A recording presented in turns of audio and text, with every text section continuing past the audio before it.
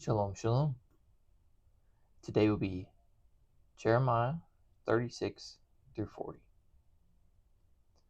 And it came to be in the 4th year of Jehoiakim, son of Yoshiyahu, sovereign of Judah, that this word came to Jeremiah from Yahweh, saying, Take a scroll and write on it all the words that I have spoken to you against Israel and against Judah and against all the nations from the day I spoke to you, from the days of Yoshiyahu even to this day.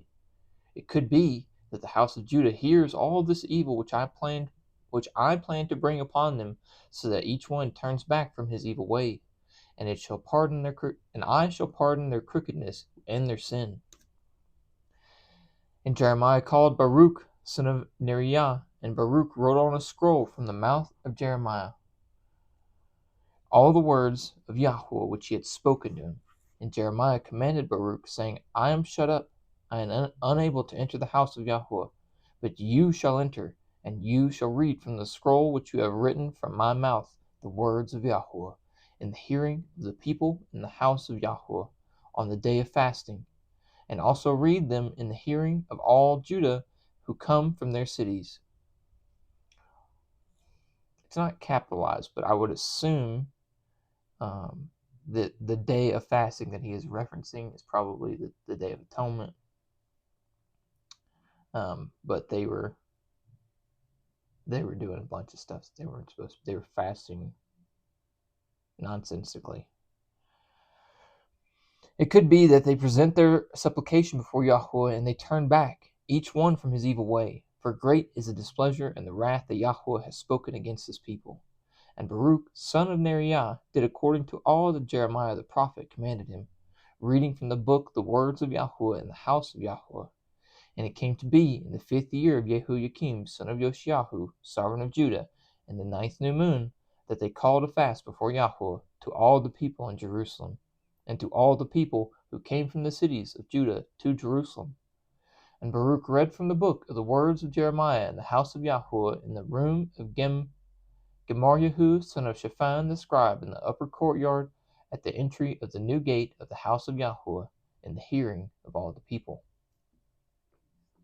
And Micaiah, son of Gemariahu, son of Shaphan, heard all the words of Yahweh from the book.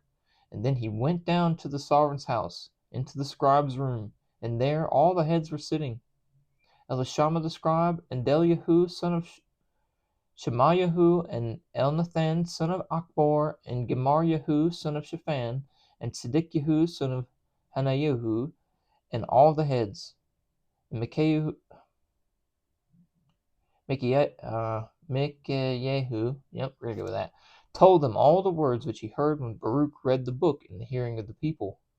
Then all the heads sent Judah, son of Nethanyahu, son of Shalemyahu, they are a bunch of Yehus, son of Cushi, to Baruch, saying, Take in your hand the scroll from which you have read in the hearing of the people, and come.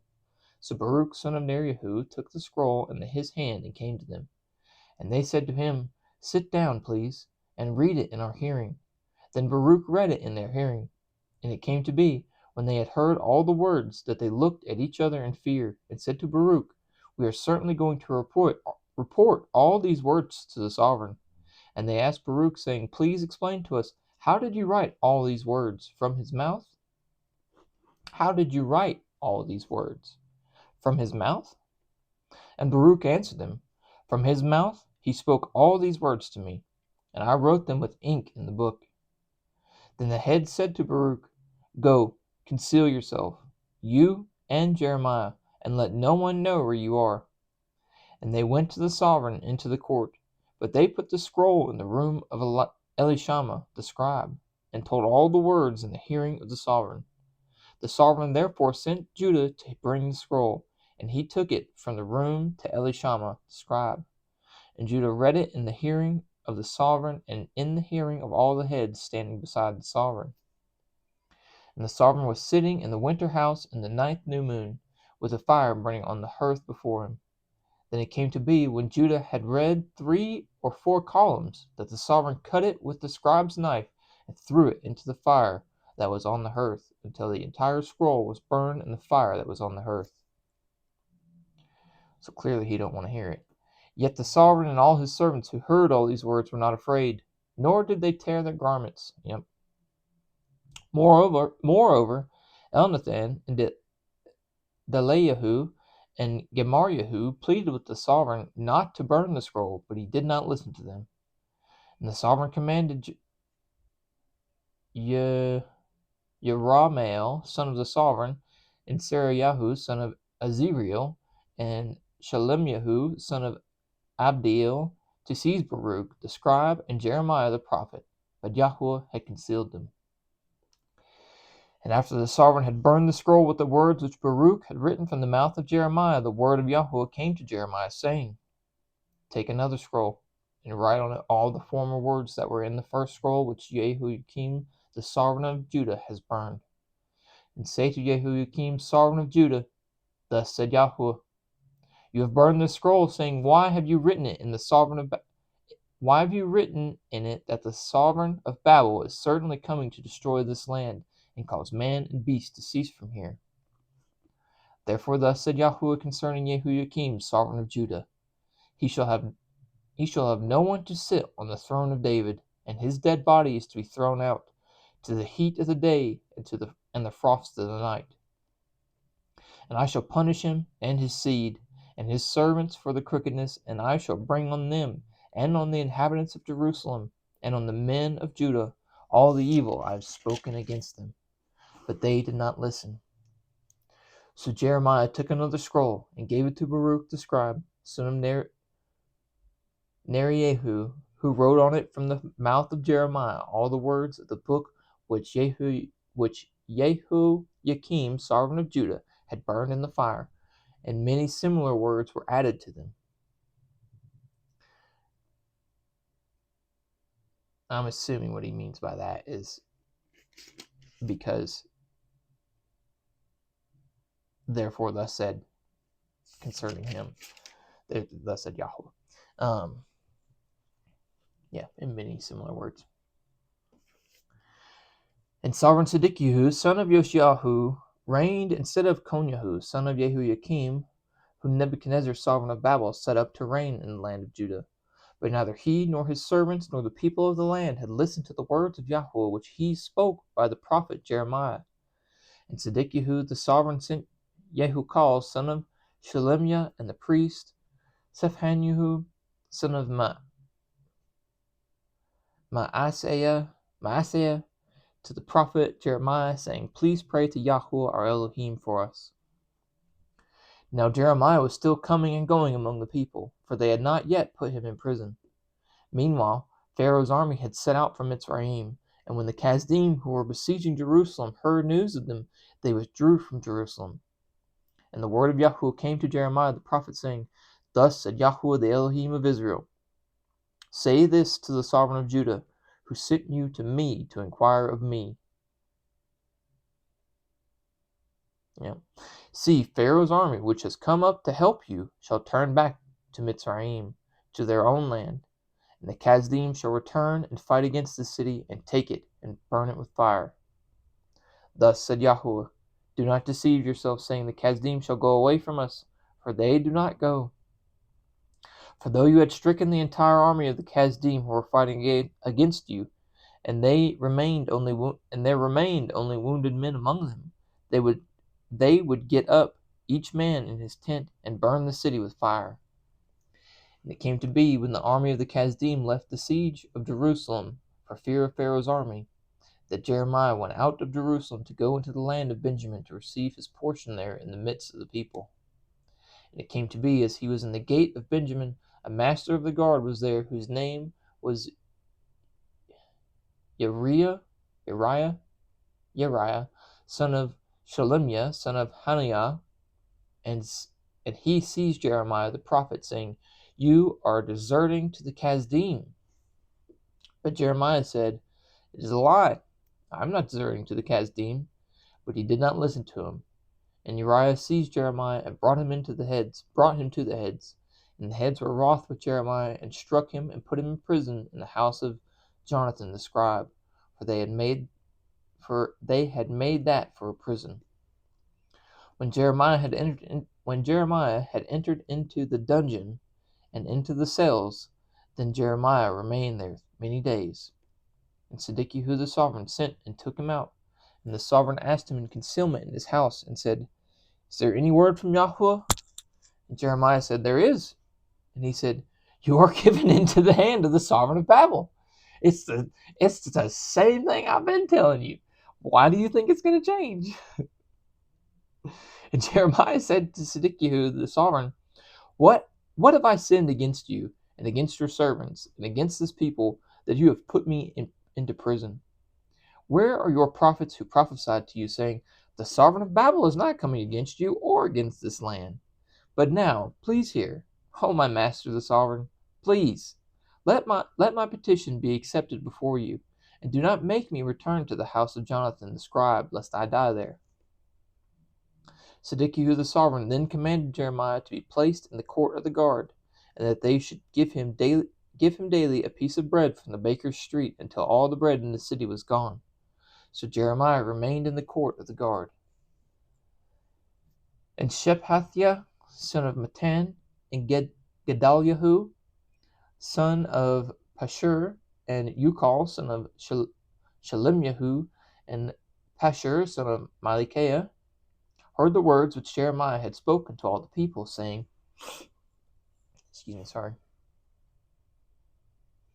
Thus said Yahweh, He who remains in this city shall die by the sword, by scarcity of food, and by pestilence. But whoever goes over to the Kasdim shall live, and his life shall be as a prize to him, and he shall live. Thus said Yahweh, This city is certainly given into the hand of the sovereign of Babel's army, and he shall take it. Then the heads said to the sovereign, Please, let this man be put to death, because he is weakening the hands of the men of battle who are left in this city, and the hands of all the people by speaking such words to them. For this man does not seek the peace of this people, but the evil. And Zedekiah the sovereign said, Look, he is in your hand, for the sovereign is unable to do any matter against you. This is true and not true, all in the same time. Because I'm pretty sure if we flip back early on, he's like, Dude, I'm so tired of these people. Can you please bring it in to them? Please. But at the same time,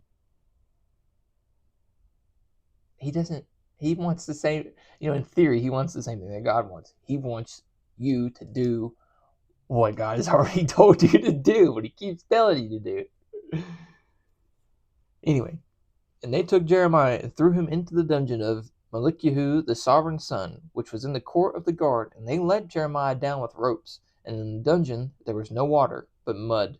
So Jeremiah sank in the mud. And Ebed-melech the Cushite, one of the eunuchs who was in the sovereign's house, heard that they had put Jeremiah in the dungeon. And the sovereign was sitting at the gate of Benjamin. And Ebed-melech came from the sovereign's house and spoke to the sovereign, saying, My master the sovereign, these men have done evil in all that they have done to Jeremiah the prophet, whom they have thrown into the dungeon, and he is likely to die from hunger in the place where he is, for there is no more bread in the city. And the sovereign commanded Ebed-melech the Cushite, saying, Take 30 men from here with you, and lift Jeremiah the prophet out of the dungeon before he dies.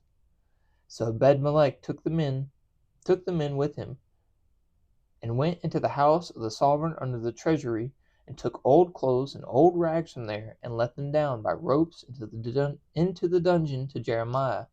And Ebed-melech the Cushite said to Jeremiah, Please put these old clothes and rags under your armpits, under the ropes. Please put these old clothes and rags under your armpits, under the ropes. So basically, he doesn't get rope burn while they pull him up. And Jeremiah did so, and they pulled Jeremiah up with ropes and lifted him out of the dungeon, and Jeremiah remained in the court of the guard. They could have given him a bath. There's probably no water. Then Zedekiah the sovereign sent and had Jeremiah the prophet brought to him at the third entrance of the house of Yahweh. And the sovereign said to Jeremiah, I am asking you a matter. Do not hide a matter from me. Bro, you don't you dare ask what do we need to do. Has God spoken a new word to us? Yeah, I got a new word for you. You're going to die. And Jeremiah said to Zedekiah, If I declare it to you, shall you not put me to death? And if I give you advice, you shall not listen to me. Yeah. But Zedekiah the sovereign swore in concealment to Jeremiah, saying, As Yahweh lives, who made us this life, I do not put you to death, nor do I give you into the hand of these men who seek your life. And Jeremiah said to Zedekiah, Thus said Yahweh, the Elohim of hosts, the Elohim of Israel, If you do indeed surrender to the heads of the sovereign of Babel, then your being shall live, and this city not be burned with fire, and you and your house shall live. But if you do not surrender to the heads of the sovereign of Babel, then this city shall be given into the hand of the Chaldean, and they shall burn it with fire, and you shall not accept from them, and you shall not accept from their hand. Then Zedekiah the sovereign said to Jeremiah, I am afraid of the Yehudim who have gone over to the Chaldean, lest they give me into their hand, and they maltreat me.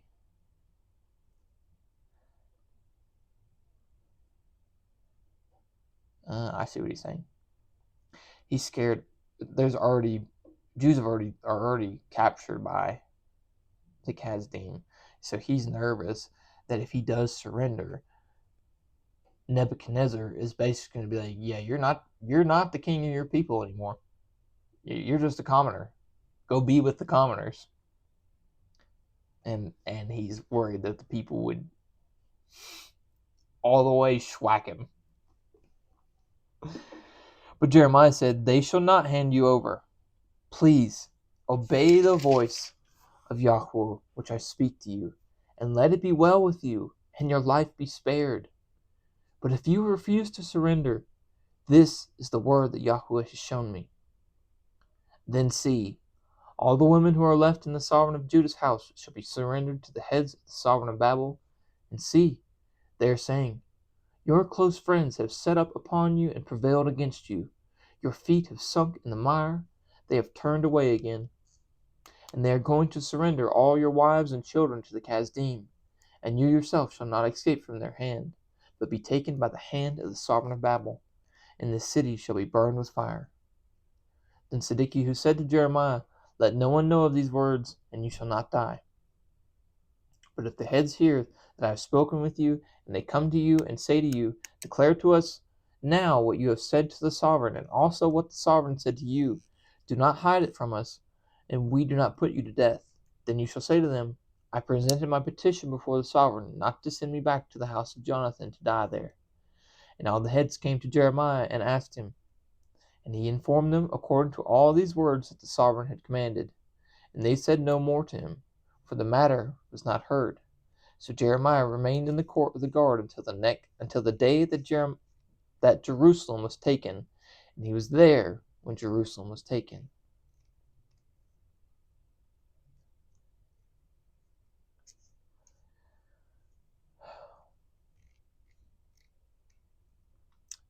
Lying's not a good thing, right? It's not necessarily condoned. Nobody likes a liar, right? The truth will set you free, all that good stuff. One of the 10 Commandments is not, thou shalt not lie. It's you will not bear a false witness on your brothers, on any of your brothers or sisters for that matter, right? That's an all term. So basically, I'm not going to say somebody did something when they didn't do something. So this isn't necessarily what he did here isn't necessarily a sin, right? And he was also commanded. He's like, don't do that. And he wasn't necessarily lying. He did make a petition. He was like, bro, don't send me back, please. Wasn't he?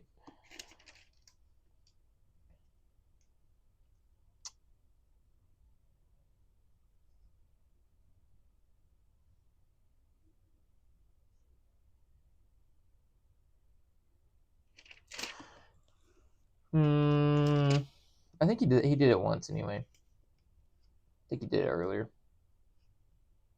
But anyway, 39. In the 9th year of Zedekiah, sovereign of Judah, in the 10th new moon, Nebuchadnezzar, sovereign of Babel, and all his army came against Jerusalem and besieged it. In the 11th year of Zedekiah, in the 4th new moon, on the 9th day of the new moon, the city was broken into. And all the heads of the sovereign of Babel came in and sat in the middle gate. Nergal, Sharetzer, Samgar Nabo, Sarsekim, Rabsaris, Nergal Sarezer, Rab Maag, and all the rest of the heads of the sovereign of Babel. How long were they there? 10th new moon, 9th year, then the 11th, 9, 10, 11, 2 years. 2 years being sieged, basically. It's probably more like, probably somewhere around 20 months or so. Yeah, I don't know. Anyway, math. That sucks. Death's been knocking on your door for the last at least 18 months. Like, dang, bro. We'll be fine. Can you imagine waking up every day? We'll be fine. They're gonna go away. We'll be fine. And it came to be when Zedekiah, the sovereign of Judah, and all the men of battle saw them, they fled and left the city by night, by way of the sovereign's garden, by the gate between the two walls, and he went out toward the desert plain. But the army of the Kasdim pursued them and overtook Zedekiah in the desert plains of Jericho. And they captured him and brought him up to Nebuchadnezzar, sovereign of Babel, to Riblah in the land of Hamath, where he spoke judgment on him. And the sovereign of Babel slew the sons of Zedekiah before his eyes in Riblah. The sovereign of Babel also slew all the nobles of Judah. And he put out the eyes of Zedekiah and bound him with bronze shackles to bring him to Babel. And the Kasdim burned the house of the sovereign and the houses of the people with fire, and they broke down the walls of Jerusalem. And Nebuzaradan, chief of the guard, exiled to Babel the remnant of the people who remained in the city, and those who defected to him, with the rest of the people who were left. But Nebuzaradan, chief of the guard, left in the land the Jews, left of Judah, the poor people. Left of the Jews, left of Judah, left in the land of Judah. Yeah, probably because I'm missing words. The poor people, who had not whatever, and gave them vineyards and fields on the same day. And Nebuchadnezzar, the sovereign of Babel, gave a command concerning Jeremiah to Nebuzaradan, chief of the guard, saying, Take him and look after him, and do no harm whatsoever to him, but do to him even as he shall speak to you. And Nebuzaradan, chief of the guard, and Nebuzaban, that's Zardan, and Zeban, these are a bunch of Nebus. Anyway, sorry. The Rabsaris, Nergal Sharetzer, and Rabmag, and all the sovereign of Babel's chief officers sent, and had Jeremiah taken from the court of the guard, and gave him to Gedaliah, son of Ahikam, son of Shaphan, to take him home, and he dwelt among the people. And the word of Yahuwah had come to Jeremiah while he was shut up in the court of the guard, saying, Go, and you shall speak to Ebed-melech the Cushite, saying, Thus said Yahuwah of hosts, the Elohim of Israel, See, I am bringing my words upon this city for evil and not for good, and they shall be before you in that day. And I shall deliver you in that day, declares Yahuwah, so that you are not given into the hand of the men whom you are afraid. For I shall rescue you, and you shall not fall by the sword, but your life shall be as a prize to you, for you have put your trust in me, declares Yahweh. See, there are, and this for me, this harkens all the way back to Abraham. Abraham was like, bro, you're gonna like, what if there's 40 righteous people? What if there's only 30? What if there's only 20? What if there's just one? You know, like, for those who diligently seek after him, he will protect, because we put our trust in him. Amen. Chapter 40. The word that came to Jeremiah from Yahweh after Nebuzaradan, chief of the guard, had let him go from Ramah. Also, by the way, at this point, nobody is in Israel. Nobody's over there. Nobody except for the poors. Right? Nobody except for the poors, basically. The word that came to Jeremiah from Yahweh after Nebuzaradan, chief of the guard, had let him go from Ramah, when he had taken him bound in chains among all the exiles from Jerusalem and Judah, who were being exiled to Babel. And the chief of the guard took Jeremiah and said to him, Yahweh your Elohim has spoken this evil on this place, and Yahweh has brought it on, and has done as he has said, because you have sinned against Yahweh and did not obey his voice. Therefore this matter has come upon you.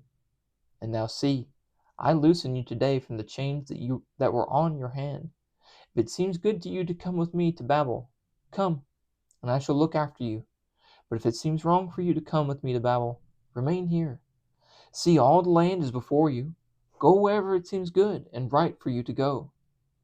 And before he replied, Nebuzaradan said, or go back to Gedaliah, son of Ahikam, son of Shaphan, whomever the sovereign of Babel has made governor over the cities of Judah, and dwell with him among the people, or go wherever it seems right for you to go. And the chief of the guard gave him provisions and a gift and let him go. Isn't that so beautiful? Like, how does he know? Like, I don't know. I would love to know, like, because people have been talking about Jeremiah. You know what I'm saying? For at least 18 months minimum. He's been like, bro, they gonna get us. You better just go over there. So I wonder if some of the other Jews, some of the other Yehudim that they captured or that deserted, air quotes, deserted, did the right thing, spoke of Jeremiah. You know, I don't know. But that's really cool. So Jeremiah went to Gedaliah, son of Ahikam, to Mitzvah, and dwelt with him among the people who were left in the land. Sweet. Jeremiah's in the land. Perfect. Yes.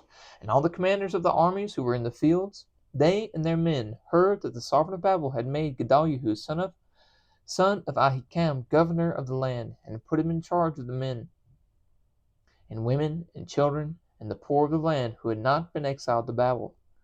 So they came to Gedaliah at Mitzvah, Yishmael the son of Nethanyahu, and Johanan and Jonathan, the sons of Kereth, and Sariah the son of Tanhumeth, and the sons of Ophai the Netophathite, and Yezanyahu, the son of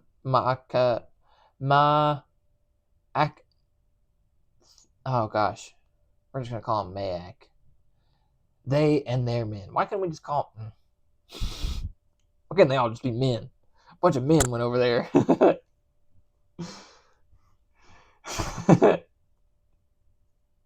And Gedaliah, son of Ahikam, son of Shaphan, swore to them and their men, saying, do not be afraid of serving the Kasdim.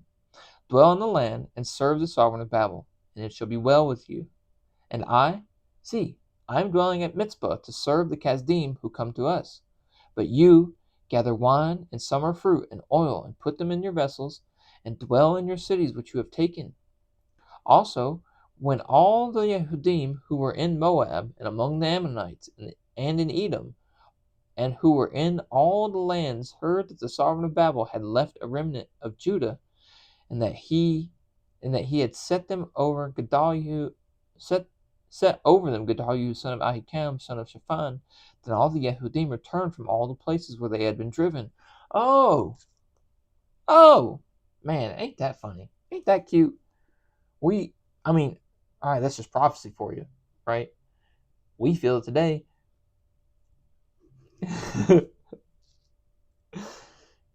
They got it too. And came to the land of Judah, to Gedaliah at Mitzpah, and gathered wine and summer fruit in large quantities. And Johanan son of Kareth and all the commanders of the army that were in the fields came to Gedaliah at Mitzpah, and they said to him, Do you certainly know that Baalis, sovereign of the Ammonites, has sent Ishmael son of Nethaniah to strike you, a being? But Gedaliah son of Ahikam would not believe them. Then Johanan son of Koreth spoke in concealment to Gedaliah in Mitzvah, saying, Please, let me go and strike Ishmael son of Nethaniah without anyone knowing it. Why should he murder you? And so let all, and so, well, that's a lot of spaces there. And so let all the Yehudim who are gathered to you be scattered, and the remnant in Judah perish. I suppose technically, at this point in time, because they're at Mitzvah, they're not even at Jerusalem. But Gedaliah, son of Ahikam, son of Johanan, son of Kareah, do not do this matter. For what you are saying about Ishmael is not true. I think it is. It's been a while since I've read this, so I'm excited. We've got a conspiracy on our hands. Yeah.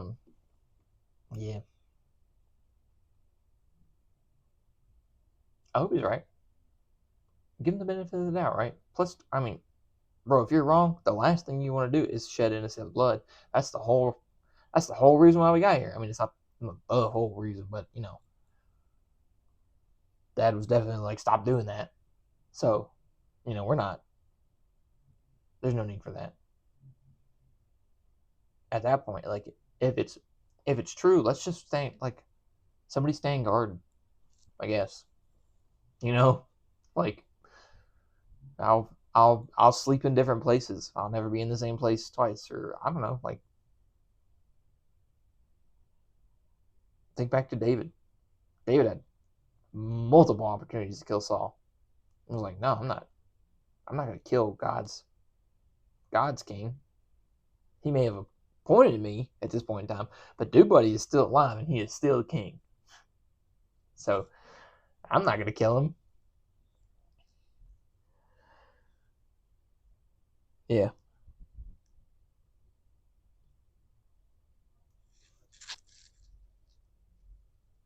I love you guys. May Yahweh bless you and guard you. May Yahweh make his face shine upon you and show favor to you. May Yahweh lift his face upon you and give you peace.